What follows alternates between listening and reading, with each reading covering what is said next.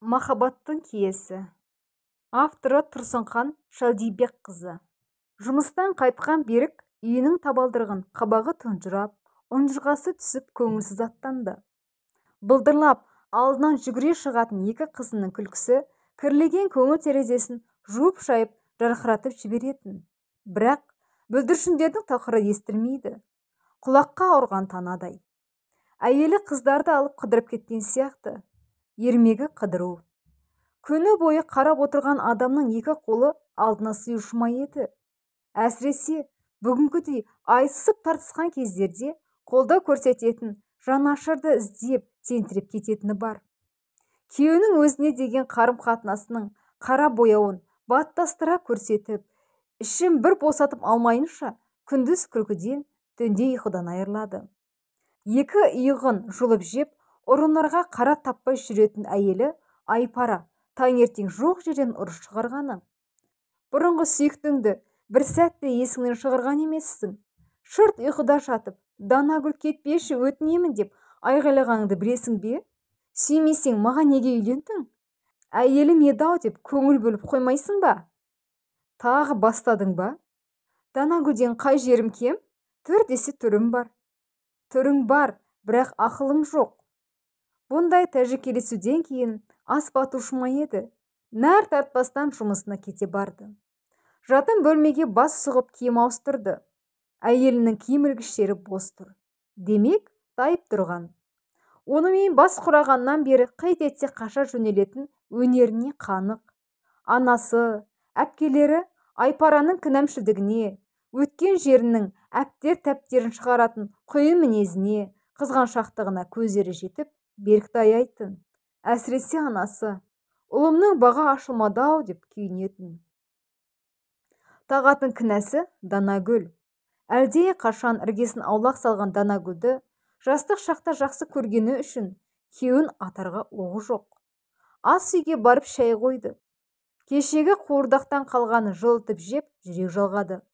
Диванға қисайып, теледидарды қосып еді, Шаншар театрының концерті болып жатыр екен. Қарауға зауқы соқпай сөндіре салды. Неге екені әйелі есіне түсті. Өзіне тағатын пайдасыз кінә мінәсі, бабын табуы қиын ойпы-тойпы мінезі жігіттің төзімін тауыстыбақ біткен. Айпара үйіне барып, менен қорлық көрген пұшайман жанның кейпіне еніп, жыламсырап, мұңын шағып отырған шығар шешесіне. Әйелге тән нәзіктігімен, жағымды мінезімен көңілімді кірлетпесе, мен де ит емеспін ғой. Неге сыйлап, құрметтемеске, неге өмірлік серігім, балаларының анасы ретінде аяламасқа? Екі сөзінің бірі, мені сүймейсің. Сүйеу адамның ырқына көнбейтін, жүректің ісі екенін білмейді деймін-ау. Көрмей білмей, сырттай өштесіп, ұрыс керісінің себеп салдарына айналған Данагүлді бұның өліп-өшіп сүйгені рас. Алматыдағы нөмірі 2 мектепті жақсы бітіріп, бірден энергетикалық институтқа түсті. Бір топта оқитын, құрмысқа бел, аққу мойын, талдырмаш қызға салғаннан ғашық болды. Көңілің түскенге көзіңде түседі демекші, сол арудың жүріс тұрысын, басқалармен қарым-қатынасын жанарымен бағатында отыратын. Жыл бойы қызға деген сезімін құпия ұстады. Қызға көңілін білдіруге енді оқтала бергенде себеп те табыла кетті. Гүлім есімді курстас қыз тұрмысқа шығатын боп, той өтетін мерзімді бірінші курсты тәмамдаған күнге белгілепті. Берік пен Данагүл аудиториядан бірге шығып келе жатқан. Данагүл, өзіңе бір қолқа салмақпын, қабыл алуыңды өтінемін. Айтып көр, тойға киетін костюм шалбар алуым керек. Сенің таңдағаныңды қалаймын. Неге менің? Ең алғаш жүрегімді дір еткізген өзіңсің десем, сенер ме екенсің? Ең алғаш дегенің қашан?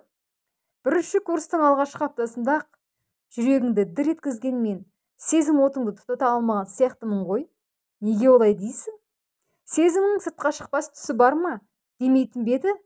Дана абай, мене көз алмай тесе қарап отыратының болмаса, сен тарапынан ыстық ынтызарлықты байқамаппын. Оқу басталмай жатып, артынан жүгірсем, жеңілтек әлдекімге бағалайтының анық. Сезімді ақылға жеңдіре білуде ерлік. Әр нәрсенің жұлдызды сәті болады. Пікіріңе алып қосарым жоқ, Жарайды, костюм шалбарыңды бірге таңдайық. Рахмет, Данажан. Ұзын бойлы, талғаммен киініп, көмірдей қара шашын тік жоғары қайырып жүретін тұрпатты жігіттен Данагүл де кетар еместі. Үзіліс кездерінде, кейде сабақ үстінде де өзіне көз айырмай, тесе қарап отыратын 2-3 мәрте байқаған. Жанарлары шарпысып қалғанда жігіт ыңғайсыздық танытып, көздерін тойдырмай безеріп отыра беретін. Көз қарасынан қайсарлықтың, ынтызарлықтың белгісін жазбай танитын.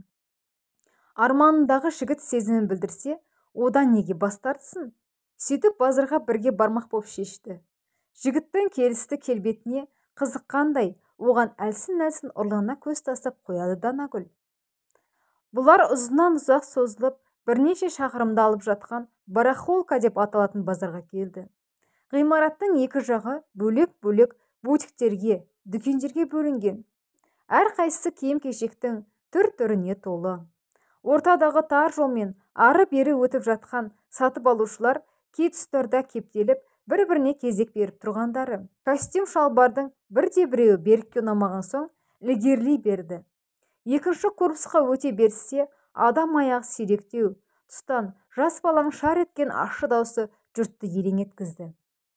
4-5-тегі кішкене қызды қысқа шашы даудыраған әйел шапалақпен беттен осып-осып жіберді. Данагүл Берікке «Кешір, мен қазір» деп қастарына жетіп барды. Қыз басын қолымен көлегелеп қорғанған болады. Бақырып жылап тұр. Әйел тағы да қолын көтере бергенде «Ұрмаңыз баланы» деді Данагүл өктем үнмен. Әйел жалт қарады. Екі көзі шатынап, бетінің түгі сыртына теуіп, ауру адамдай дірілдеп қалтыраған ол. «Ұрсам өз балам, сенің не шаруаң бар?» деді, аузынан түкірігі шашырап. Іштен шыққан балаңыздың тілін таба алмай, жұдырығыңызға жүгінгеніңіз аналық мейіріміңіздің тапшылығы. Қараңызшы, бала дір-дір етеді. Таяқтан әбден зәрезап болған. Тас кенеше жабыспай аулақ жүр. Менің білетінім аюды үйреткен таяқ. Баланың өгей анасы шығарсыз. Шыныңызды айтыңыз, өйтпейінше мен сізді газетке жазамын. Әйел сәл кідірді. Өзімнің ақ қызым, мінезі шатақ, бабын табу қиын. Әлден өзінікін істеймін деп қиғылықты салады. Бала боп, ақылмен айтқаныңа да, алдағаныңа да көнбейді ғой. Жүйкемді шығартып бітіретін болды. Әуеніне төңкерілуді жағдайым көтермейді. 3 баланы әкесіз өсіріп жатырмын. Күйеуім ғашығын тауып, бізді тастап кеткен. Ауруханада медбике едім. Бас дәрігер орынды туыстарына тартып әперіп, еден жуамын. Әйелдің көздерінен жас та ыршып кетті. Қамықпаңыз, бәрі жақсы болады. Мен сізге көмектесемін, деді ойланбастан қыз. Қызды психологқа көрсетіңіз. Туған әпкем балалар психологы. Телефонын берейін, өзімде айтамын. Қол сөмкесінен қағаз қалам алып жазды да әйелге ұсынды. Оған беретін артық ақшам жоқ. Ақсыз қарап береді. Осы ондай қайырымды жан. Рахмет, сіңілім. Жүздің жүзін танығанша бірдің атын біл деген. Есімің кім? Данагүл. Менің есімім Шарипа. Рахмет, Данагүл. Жақсылығың Алладан қайтсын. Жол сілтегенімді жақсылықпен шатастырмаңыз. Мен үшін жол сілтегенің үлкен жақсылық. Айтпақшы, күйеуіңіздің аты жөнін беріңізші, қазіргі мекен жайын. Әйел сал аңырап қалды да, ол неге керек деді таңырқап. Керек болған соң сұрап тұрмын. Айтыңыз, өзім жазып алайын. Әйел айтты, Данагүл жазып алды. Ендеше жақсы, қызыңызды міндетті түрде апарыңыз. Апарамын. Бұлай шыға бере Берік. Данагүл, сені басқа қырларынан көргендеймін. Біріншіден, қажетсінгендерден көмегіңді аямайтын қайырымдылығыңа тәнті болдым. Екіншіден, шалпылдаған шайпау әйелді тізе бүктірдің. Сөйлеген сөзіне, іс-әрекетіне ақыл жетекші болу керек адамның. Қиындықтан ақылың алып шықты. Ол әйелді сондайға жеткізген тағдыр тәлкегі. 3 баланы бір өзі асырап, тәрбиелеу еңбек ақысымен төмен адамға қиын-ақ. Шіркен, сенің көл көсір мейірім шапағатыңа бөлену бақытына ие болсам ғой. Ол өзіңе байланысты. Жүрегімдегі мейірімді иітетін қасиет, артықшылық өз бойыңнан табылып жатса, қанеки? Табылғанда қандай? Сен үшін бәріне дайынмын, Данажан. Бәрін уақыт көрсете жатар. Күні бұрын уәдені ұйып төкпей тұра тұр. Газетке жазамын дегенің қорқытқаның ба? Шыным, ара-тұра газетке мақала жазып тұрамын. Әділетсіздікті, қиянатты жаным сүймейді. Баспасөз беттеріне шыққан мақалдарды оқысам бола ма? Болады әрине. Беріктің ойындағыдай костюм бұларды көп сенделтіп табылдау. Данагүлдің таңдауымен шымқай қара костюм құйып қойғандай жараса кетті. Бірінші курстың соңғы сынағын өткен күні кеше қарай топтағылар тайлы таяғымен той өтетін үлкен мейрамханаға жиналды. Асаба жас жұбайлардың келе жатқанын хабарлап, кәнекей, екі жаққа бөлініп тұрып, тойбастар әнімен қарсы алайық деп ескертті де, әнді зор дауыспен бастап та жіберді. Тұрғандар іле көтеріліп әкетті. Міне, жас жұбайлар да ішке енді. Қыз жігіттердің назарлары соларда. Етегі жер сыйғызған той көйлек пен ақ патак гүлімге ерекше сән түстегендей. Сұңғақ бойлы, қыпша бел, ақ жүзді арудың қара көздері қуаныштан тана моншақтай жалт-жұлт етеді. Жігіті де өзіне тым ұқсас секілденеді. Берік қатар тұрған Данагүлдің құлағына сыбырлап, Данажан, жас жұбайлардың бақыты екеумізге де жұғысты болғай деп тілеймін деді. Қыз сөзін құптағандай сәл басын изеді. Той қызықты өтіп жатты. Жас жұбайларға тілек айтылып, соңы әнге, биге ұласуда. Қыздың курстастарына кезек берілді. Бәрі ортаға шығып, қыз бен жігітке баянды бақыт, махаббат тіледі. Ең соңында сөйлеген Берік тілегін әнмен ұштастырды. Асаба қолындағы домбыраны алып, орындыққа жайғасып, құлақ күйін келтіріп алды да, айқара көзді әуелете жөнелгенде биік, жақымды дауысқа жұрт сілтідей тынды. Көпшіліктің қолдауымен көзіңнің мөлдірін айды шырқады. Жол жөнекей Данагүл. Берік, керемет биік даусың бар екен ғой, неге өнер жолын таңдамадыңыз деді. Аз ойланған жігіт. Атамның ақылына ден қойдым. Қандай ақылына? Өнер жолы ауыр жол. Үнемі той гастрольді жүреді. Отбасы екінші кезекке ысырылады. Ал адам сүйіп алған жарымен, бала шағасымен бақытты деген еді. Іштей өнерді сүйгеніммен таңдауым басқаға түсті. Бірде сабақтан жатақханаға бірге келе жатып, Берік бір әңгіменің шетін шығарды.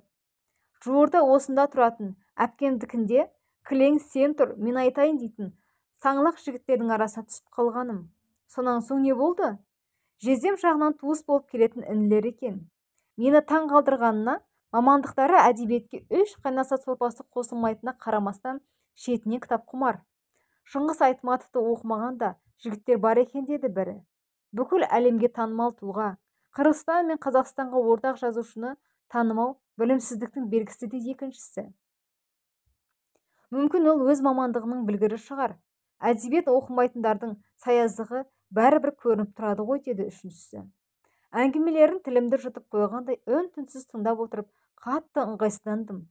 Олар тілге тиек еткен шетелдік жазушылардың бірде-бірін оқымаппын. Өкінішті сияқтысың ғой.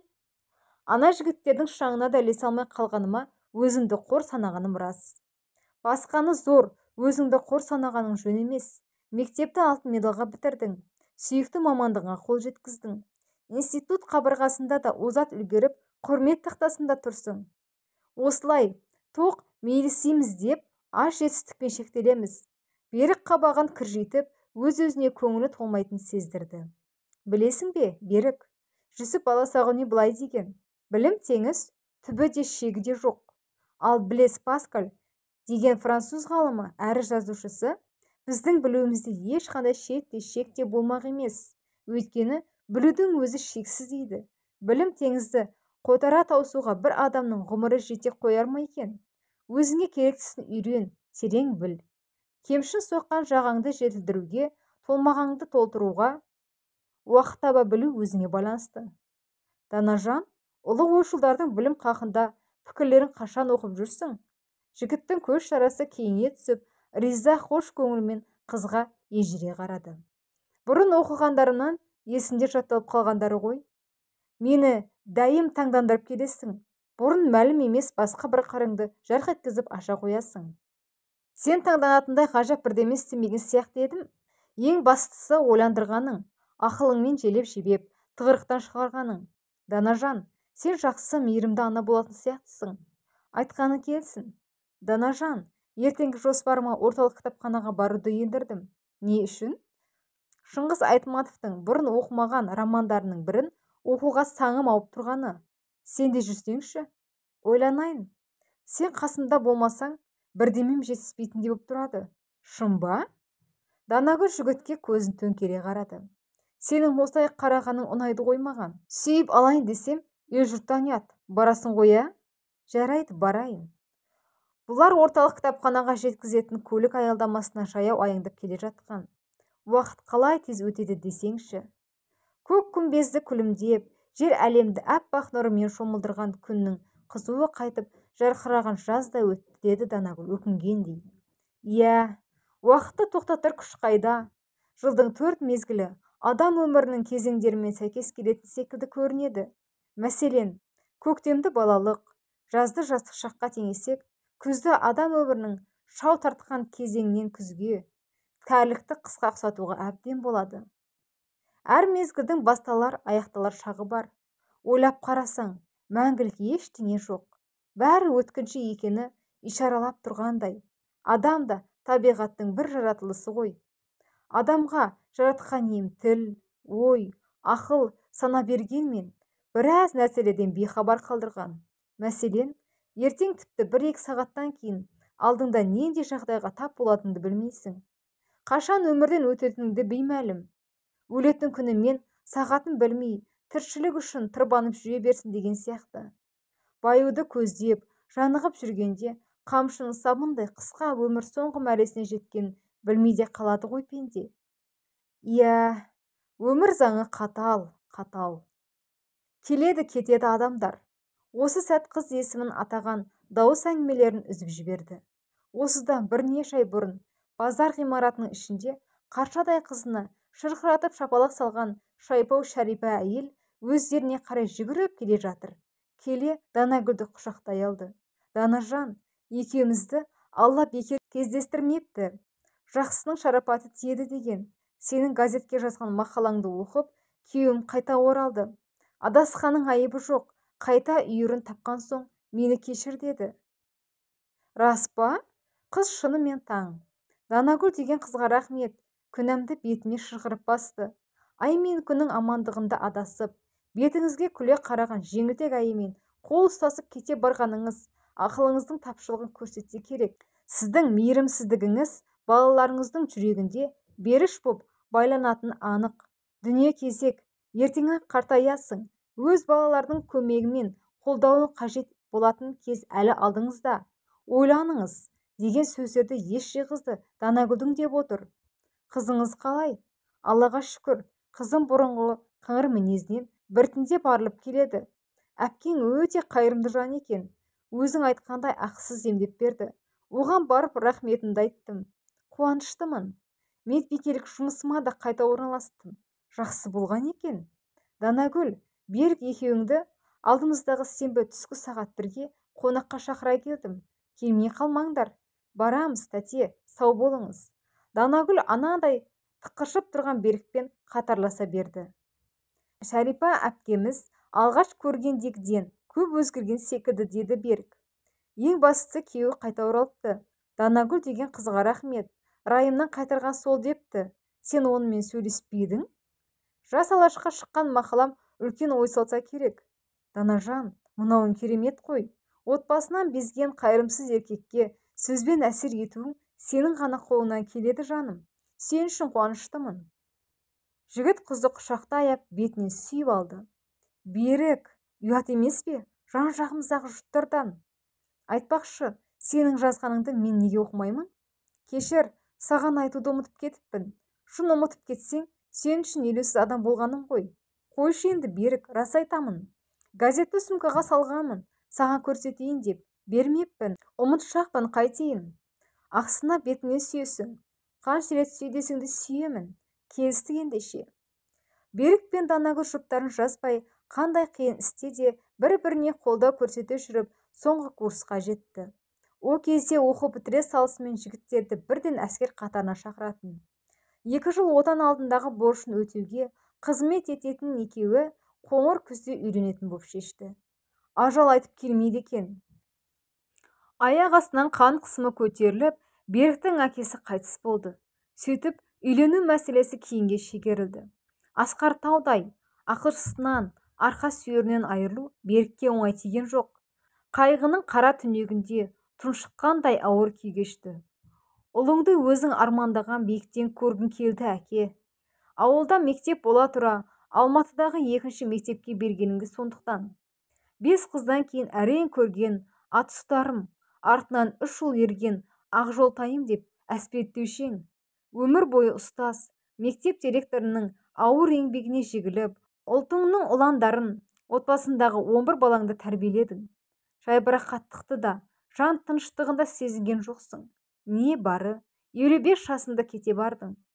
Артыңда өмірлік қосағың, балаларың, 80-дегі майдангер әкең аңырап қалды. Хал қадерімнің жеткенінше атыңа кір келтірмеуге уәде етемін, әке.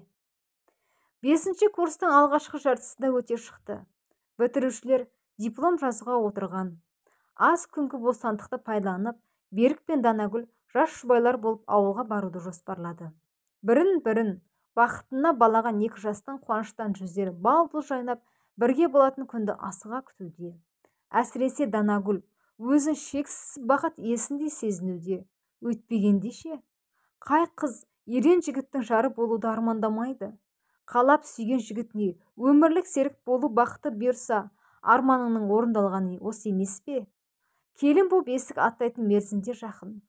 Сол күні Берік ерте тұрып, апыл-ғұпыл киініп шығып бара жатып, Данагүлге бұрылды. Есікті сыртынан 1-2 тықылдатты да, артынша ішке бас сұғып, «Данаш» деді, ақырын ғана. Алдынан қарсы алған Данагүл, «Кірсеңші, менен өзге жан баласы жоқ, қыздар туыстарына кетті» деп қолынан тартты. Берік кірек қызды қапша белінен құшақтай алып, ерінен ұзақ сүйді. «Таң атпай қайда жиналдың?» Данагүл жігітті қапсыра құшақтай тұра тіл қатты. «Такси жүргізетін бір сыныптасым бар еді. Соған біздің ауылға жеткізуді міндеттемекпін». «Жарайды, мен кеттім». Шығуға ыңғайлана беріп, қызды қайта құшақтады. «Жаным, сені бір сәт көрмесем сағынып қаламын» деп бетінен сүйді де көріскенше деп шығып кетті. Берік жатақханадан недәуір жердегі аялдамаға жете бергенде, «Сіз Берік ағайсыз ба?» деді кенеттен тап бола кеткен түрі бейтаныс жас жігіт. «Иә». Мұрты енді тебіндей бастаған бозбала ежірейе қарады. Оның оң жақ бетінде бір тиындық көлемдей мең көзге ұрады. Адамның денесіндегі, бет әлпетіндегі меңдер сол жанның ерекше қасиеттері жайлы сыр шертетін бір жерден оқығаны бар еді. Бозбала бетіндегі меңнің нені білдіретінін есіне түсіре алмады. «Сен кімсің?» «Сіз оқитын білім ошағында 1-ші курста оқимын, аға». «Менде не шаруаң бар?» «Мынаны сізге бір кісі беріп жіберіп еді». Қоңыр конвертті ұсынды. Конверттің сыртындағы Берікке деген сөзді оқып, басын көтерсе, әлгі жігіт ізім қайым жоқ. «Қап, ақымақ басым, кім бергенін анықтап сұрап алуым керек еді. Аты жөнін жазған шығар мүмкін». Конвертті ашты. Оқушы дәптерінің 2 парағына айдақ-сойдақ әріптерімен асығыс жазылған хатта былай делініпті: «Берік, бауырым, мен Данагүлдің ауылдасымын. Соңғы сыныпта оқып жүргенде оқыс әлдекімнен аяғы ауыр болып қалғанын бәріміз білеміз. Аттестат қолына тиісімен ауылдан қарасын батырған. Сол жақта баласын алдыртып оқуға түскенін естідік. Әйел 40 шырақты деген рас. Енді түк білмегенсіп, сен секілді жігіттің сұлтанына күйеуге шығатын көрінеді. Бөрік кигеннің намысы бар. Бұзылған қыз саған жар болуға лайық емес». Ә дегенде түс көріп жатып оянғандай, қазір ғана оқуғанын түсінде көргендей бір қисын күй кешті. Періштедей пәк санайтын сүйіктісінің төбесінен жаңбырша жауған қара бояу аспан айналып жерге түскендей әсер етті. Аяқ астынан киліккен пәле жаладай, жанындай жақсы көретін Данажанды қалай арашалаймын деп іште арпалысты. Екінші жақтан бір ой бас көтеріп, енді оны арашалай алмайсың. Одан тек айырылып қана құтыласың. Бесіктен белі шықпай жатып, ауыр аяқ болған қыз сенің жүрегіңді жаулаудың құйтырқы тәсілдерін меңгерген әккі деді. Жүрегі тарс-тарс соғып, жағаны ұрған толқындай көкірегін ұрғылайды кеп. Қатты остай ұстаған күйде жолдың қақ ортасында тұрғанын білген жоқ. Ары-бері өткендер есі дұрыс па дегендей таңырқай қарасуда. Кенет ұмытқан нәрсесі есіне түсе кеткендей конвертті умаждап қалтасына тыға салып қайтадан жатақханаға оралды. Бөлмесіне кіріп, ішіне кілттеп алды да шешінбестен төсегіне құлай кетті. Еңкілдеп ал кеп жыла. Сөйтіп жатып көзі ілініп кетті. Әлдекімнің есік қаққанынан оянды. Бөлме қап-қараңғы. Басы зеңіп ауырып тұр. Қара шапанын жамылып, терезеден түн сығалайтындай. Орнынан созалаңдай көтеріліп, жарық жағып есікті ашты. Данагүл екен. Берік оған бір түрлі суық қарады. Берік, не болған, түріңнен түр жоқ қой? Әлде қандай жамандықтың лебін сезгендей үрейлене сұрады. Көз көріп, құлақ естімеген сұмдыққа тап болдым. Қандай сұмдық? Дұрыстап түсіндірші. Үстел үстіне тастай салған хатты алып, мә, мынаны оқысаң түсінесің деп қолына ұстатты. Өзі төсегіне сылқ етіп отыра кетті. Жалған, жан даусы шыққан қыз ышқына айқайлап жіберді.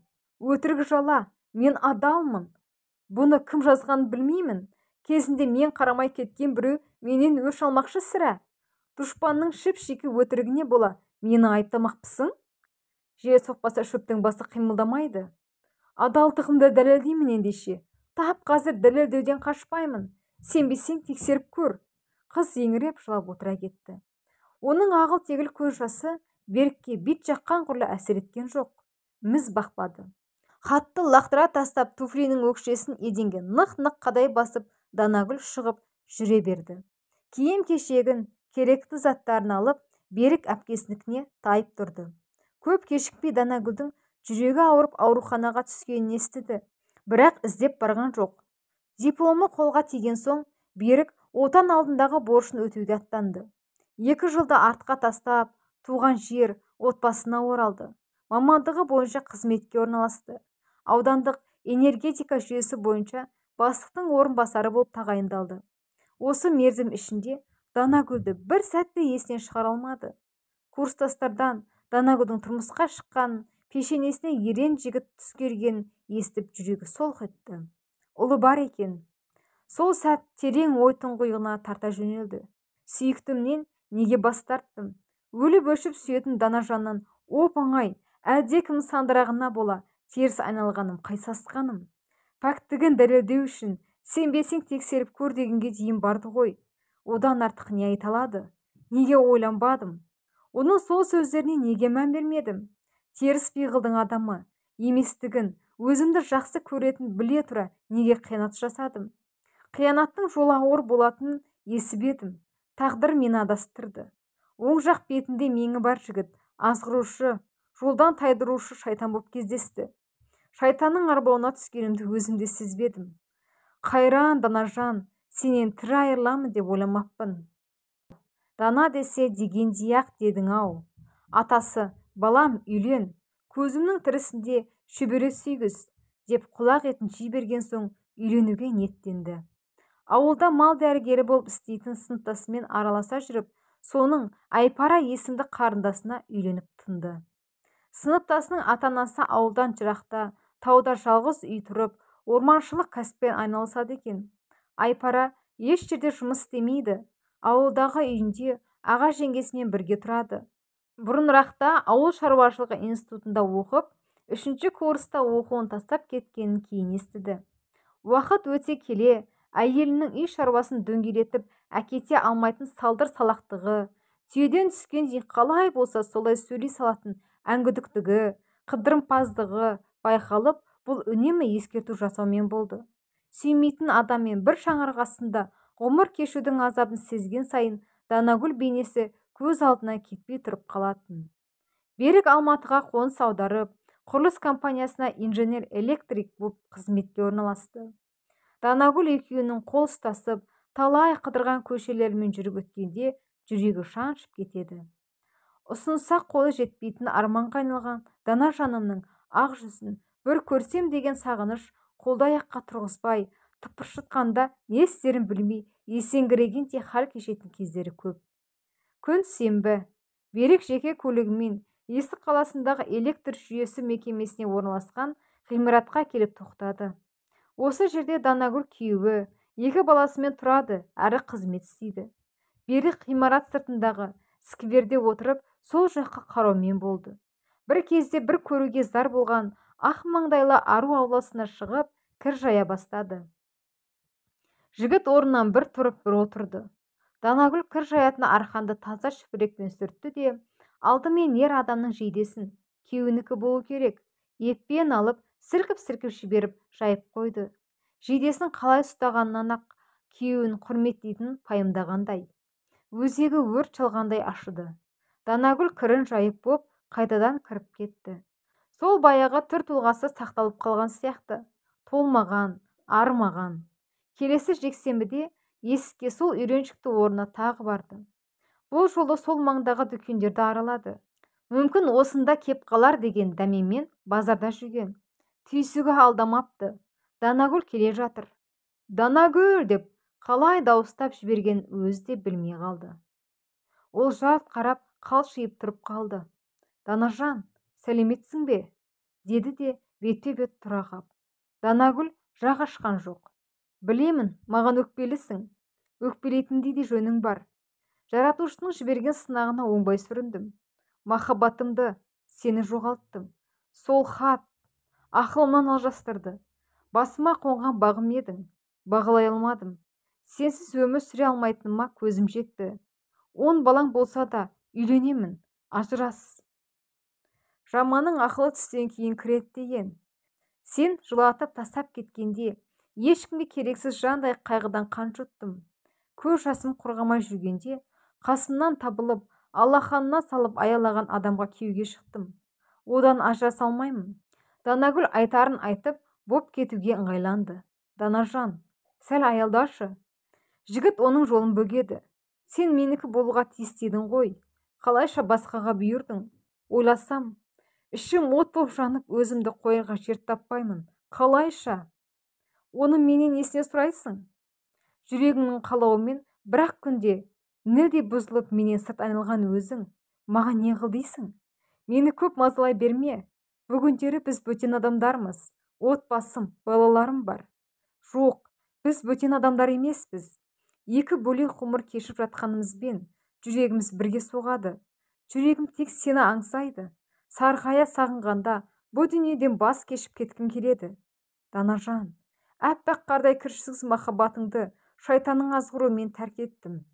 Енді соның азабын тартуындай тартып жүрмін. Махаббаттың киесі болады деуші еді. Махаббаттың киесі мені ұрды. Махаббаттың киесі дегенді қайдан шығардың? Ойдан шығарған нәрсем емес. Құдай ерекше қасиет артқан Данагөй ақылдардан естігенмін. Бұл әңгіме құлағыма тигенде әлі жас едім. Естігенімнің байыбына барып, тәпіштей сұрап алды ескірмеппін. Махаббат айықпас дерт дегенді кім айтса да тауып айтыпты. Мен сияқты айықпас дертке шалдыққан жаны жаралы біреу ме екен әлде? Данажан, анда-санда өзіңді көріп тұруыма рұқсат ет. Келіншектің бет әлпетіндегі өзгерісті бақылағысы келгенде оған тесе қарап.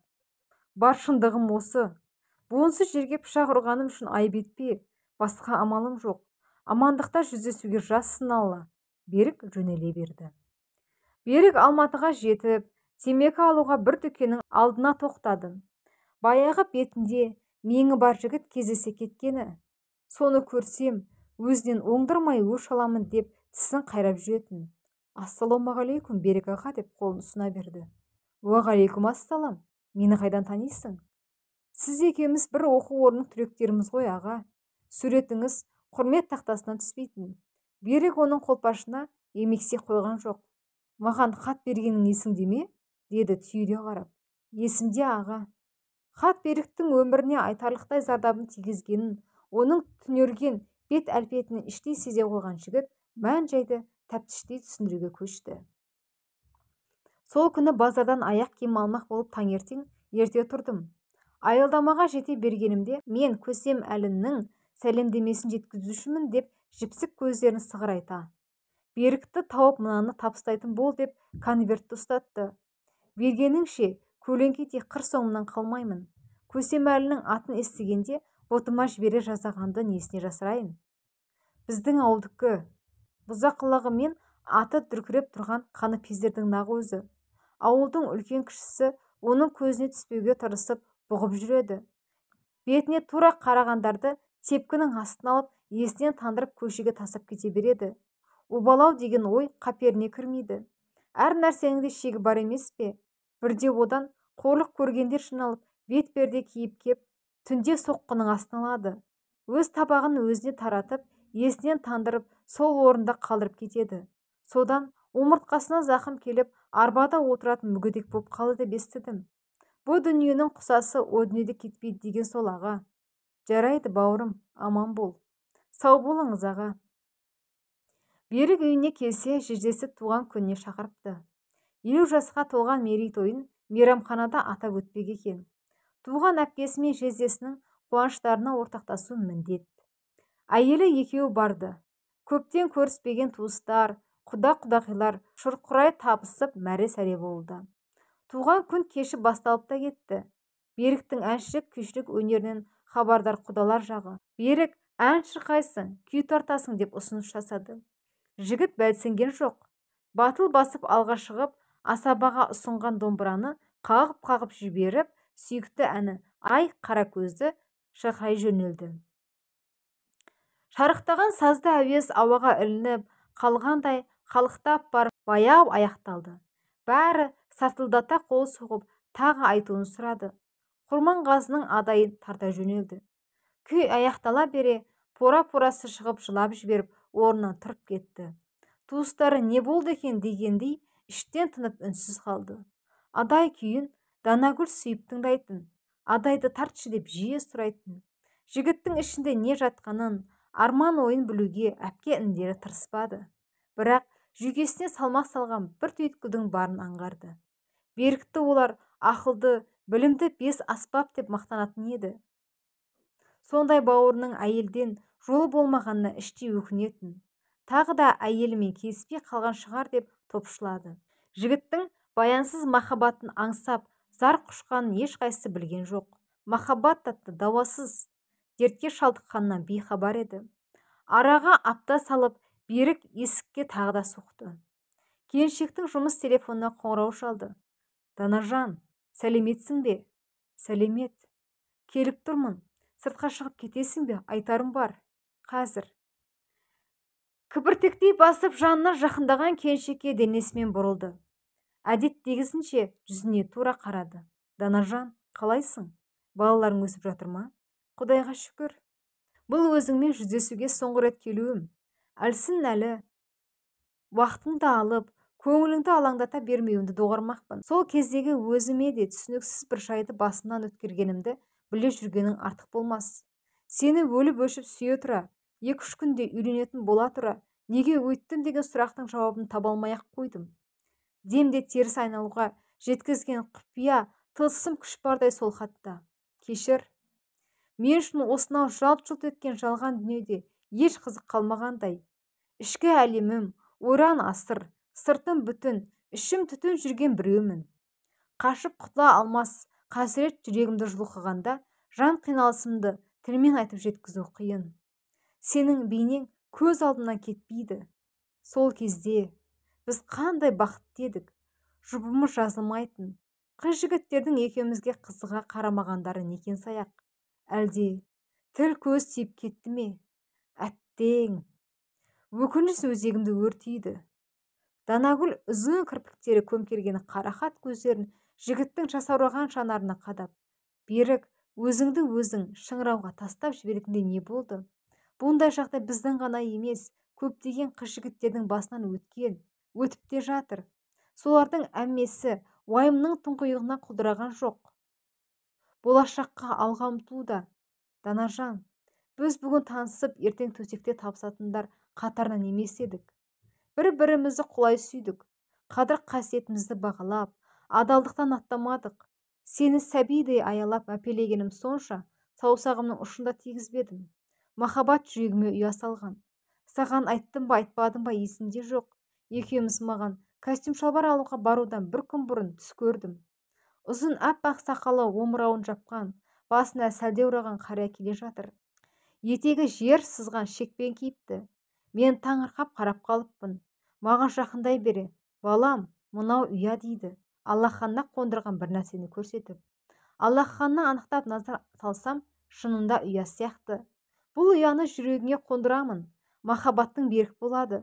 Ешқашан бұзылмайды деп, оны кеудеме тақай бергенде оянып кеттім. Келіншек түске аса мән бермегендей сөзін ары қарай жалғастырды. Ер азаматтың басынан не келіп не кетпейді. Түсінбейсің ғой, тартқан азабымды дұшпаныма да тілемеймін. Алла саған ерең ақыл, зор қабілет дарын берді. Бір басыңда соншама қасиет тоғысқан адам тығырықтан шығудың жолын таппай, қараңғы түнекте адасқандай есеңгірмеген болар еді.